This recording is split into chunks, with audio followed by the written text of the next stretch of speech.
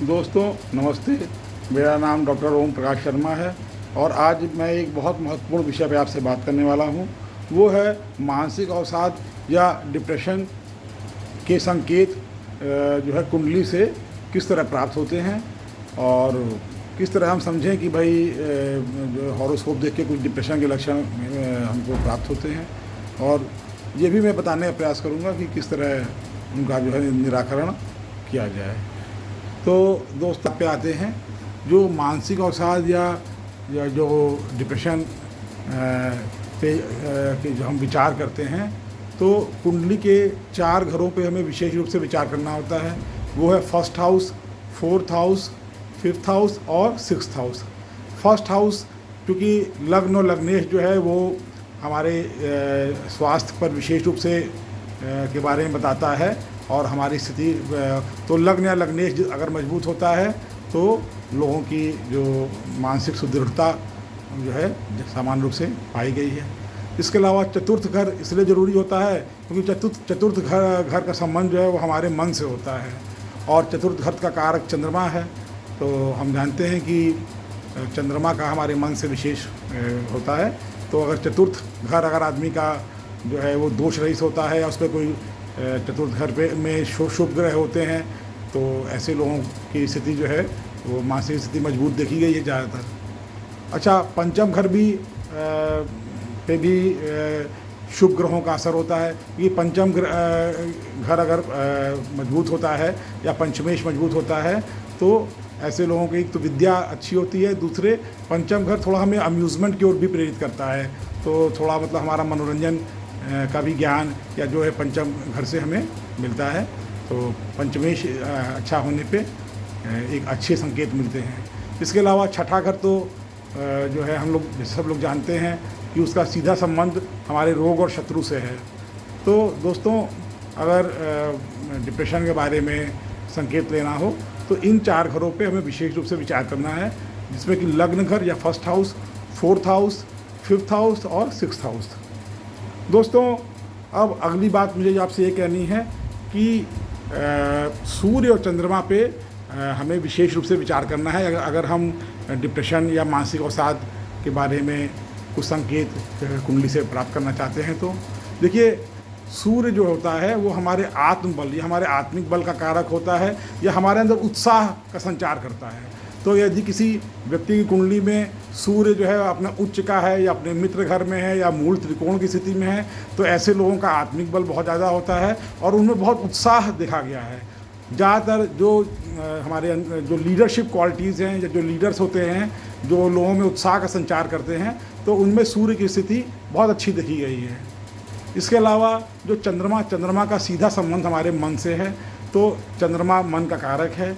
तो अगर चंद्रमा कुंडली में जो है ठीक स्थान पे है, चंद्रमा पे कोई शनि राहु केतु जैसे का कोई असर नहीं है या चंद्रमा अपनी नीच राशि में नहीं है या शत्रु ग्रहों की राशि में नहीं है, तो ऐसे लोगों का जो है मानसिक बल जो है अच्छा होता है और वो दृढ़ संकल्प उनके अंदर होता है।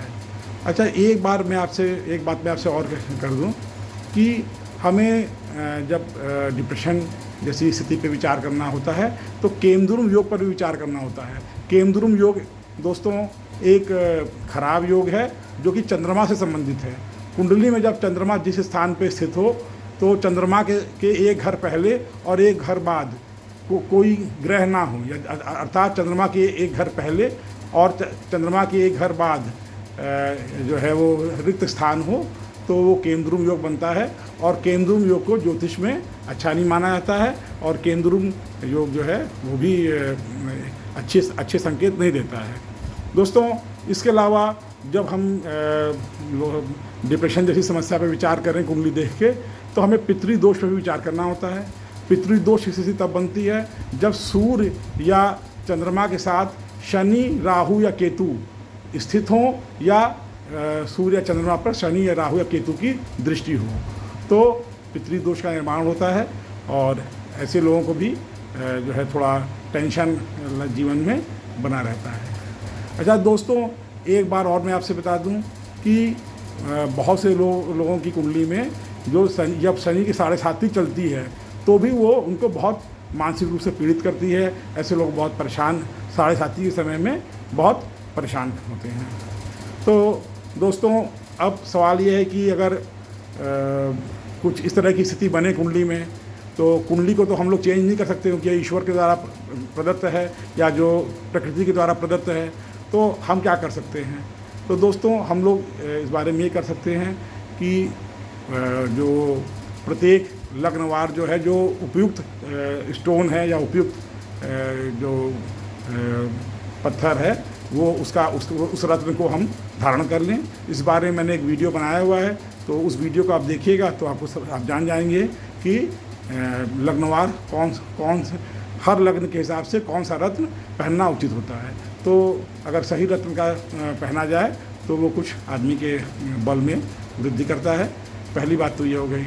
दूसरी बात हमें ये है कि नित्य प्रतिदिन अगर सूर्य की स्थिति खराब हो तो आदित्य हृदय स्रोत, मैं फिर से बोल रहा हूँ, आदित्य हृदय स्रोत जो है उसका पाठ प्रतिदिन करना चाहिए। इससे सूर्य बलवान होता है। इसलिए इसके अलावा सूर्य को नित्य प्रतिदिन अर्घ्य देना चाहिए।